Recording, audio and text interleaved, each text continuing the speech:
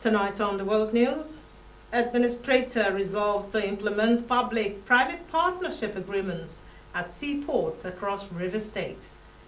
Federal government declares Friday 18, Monday 21 April public holidays to commemorate Easter.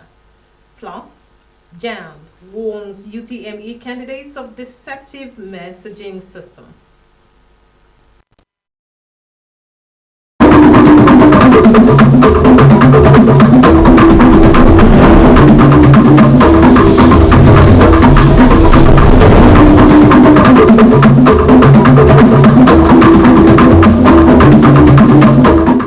Welcome. It's the World News on Rstv Television. I am Lebara Parker presenting tonight. Do you love and care about River State and her peace? Let's build and take her to greater heights. It is a task we must accomplish.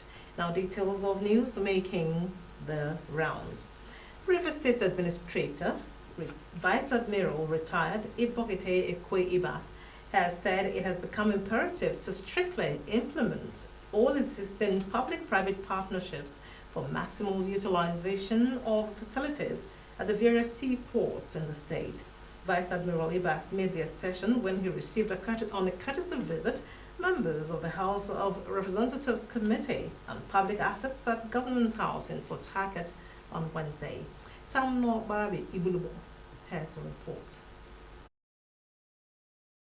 The House of Representatives Committee on Public Assets were led on the courtesy visit by its chairman, Adamure Konye, with a delegation of staff of the Nigerian Ports Authority accompanying them. They were in the state to conduct oversight of federal assets and ensure optimal functionability. Vice Admiral Ebas told them that Rivers State has continued to serve as critical hub for maritime, oil and gas operations, including other industrial activities with vital federal infrastructure mostly operated under the public-private partnership arrangement.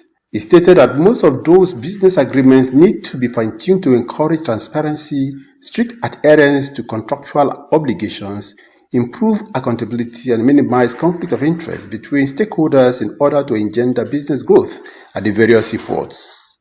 River State, as you are well aware, serves as a critical hub for maritime, oil and gas and other industrial activities in Nigeria. Yet, we continue to grapple with numerous challenges in our infrastructure landscape. Years of neglect, vandalism and underutilization have left many of our public assets in dire need of rehabilitation and strategic realignment. Among the assets currently operating under public-private partnership framework in the state are the Oneport complex, various oil and gas service zones, and certain segments of the Nigerian Ports Authority facilities. While some of these partnerships have yielded appreciable results in enhancing operational capacity and boosting revenue, others remain underperforming due to weak regulatory frameworks, lack of accountability, and conflicting interest between stakeholders. A comprehensive assessment of these assets is therefore essential to determine their current state and chart a clear path forward. I believe that the National Assembly, through this committee, is well positioned to help fine-tune existing public-private partnerships arrangements by ensuring greater transparency, adherence to contractual obligations, and improved monitoring mechanisms. We must work together to ensure that these partnerships truly deliver value for money. Vice Admiral Ebas said his administration is determined to sustain the peace already achieved and require continual collaboration and support from institutions like the National Assembly to achieve his mandate. In the past few weeks, my administration has prioritized the stabilization of the state's security environment and the peaceful resolution of the political conflict that had threatened to erode public trust and economic progress. Through consultations, peace building, engagement, and coordination with security agencies, we have taken deliberate steps to restore normalcy and strengthen the fabric of unity in Rivers State.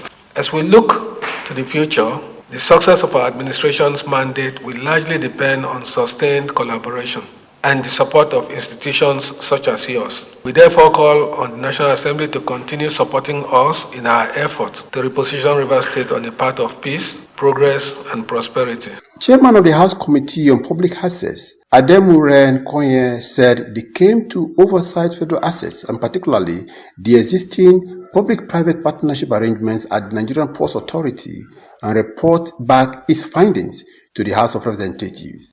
Tamuno Barabi Iblubo, Rstv News.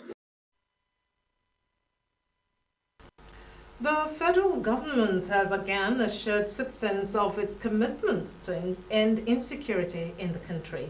At the first quarter media stakeholders seminar for top media executives in Abuja on Wednesday, the Minister of Information and National Orientation, Mohammed Idris, emphasized the administration's resolve to combat security threats across the country. Idris, represented by the Director General of the Voice of Nigeria, Jibrin Ndache, highlighted recent investments in military equipment, personnel training, and intelligence gathering as proof of the government's seriousness in tackling insecurity. He noted that the administration's actions reflect a serious and coordinated effort to address security challenges, including banditry, insurgency, and terrorism in various states, and urged media organizations to stop giving publicity to terrorists, describing such coverage as fuel for their operations. In states such as Plateau, Borno, Benue, among others, recent attacks by non-state actors have led to the loss of many lives. These incidents have prompted individuals in various quarters to question the government's efforts. A committee has been inaugurated to handle the forthcoming national population and housing census. President Bola Tinubu did the inauguration on Wednesday. The president, represented by his chief of staff, Femi Gbajabiamila, at the event held at the State House in Abuja, said the census is crucial for national development, accurate planning, and effective decision-making in healthcare, education, security, and economic planning. On the critical financing factor in the exercise, he urged the committee members to look at domestic and international resources, stressing the pivotal role of a technology-driven process in ensuring credible and verifiable results. The Minister of Budget and Economic Planning, Senator Atiku Bagudu, who chairs the Presidential Committee on Population and Housing Census, assured the President that the committee will deliver its report within 3-week deadline to recommending practical solutions, including strategies for mobilizing domestic and international resources to fund the census. In a statement, President Tinubu's Special Advisor on Information and Strategy, Bayo Onanuga, said the committee is expected to submit an interim report within 3 weeks. Again, the federal government has declared Friday, 18 and Monday, 21 April public holidays to mark Good Friday and Easter Monday.